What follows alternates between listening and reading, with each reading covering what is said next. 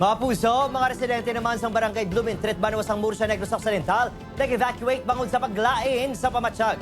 Dalasang nahaklo nga ammonia. Chemical, ginapahayag nagsungaw halin sa pipe sang planta sang ice. Nakatutok Aileen Pedreso.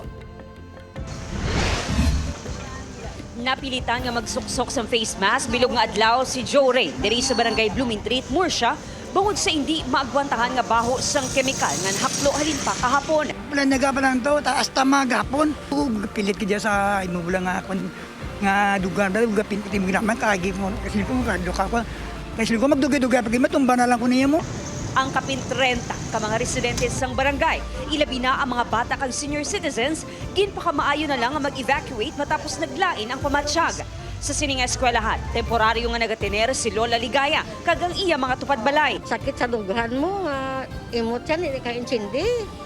Gabutod perme, dire na nga sa eskwelahan para kahaklo ko hangin nga wala baho. Sunod sa barangay, ang nahaklo nga baho sang kemikal ang ginatawag nga ammonia.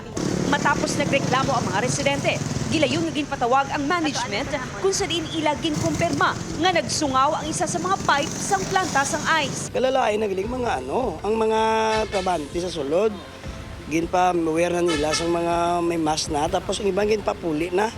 Subos siningon, grabe ng igo sa sulod. Nag-leak ang ilang nga ammonia. So siyempre ang ammonia mo nagapabugnaw sa ice mo.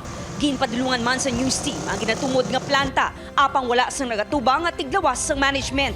Sunod sa Penro, makabig nga air pollution ang baho sang ammonia, kag delikado sa ikayong lawas sang tawo pati na sang kasapatan. Ilang excessive nga volume kag intolerable sa lawas ng tao. So makaligid siya.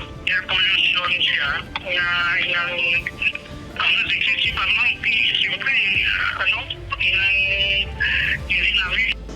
Posible mabulag o kung magresulta sa kamatayon ng ining kemikal. Padayon pa nga ginakayo ang parte sang pipe kung saan ginatudlo, nagsungaw ang kemikal sunod sa barangay. Na-report na sa barangay sa Menro ang natabo.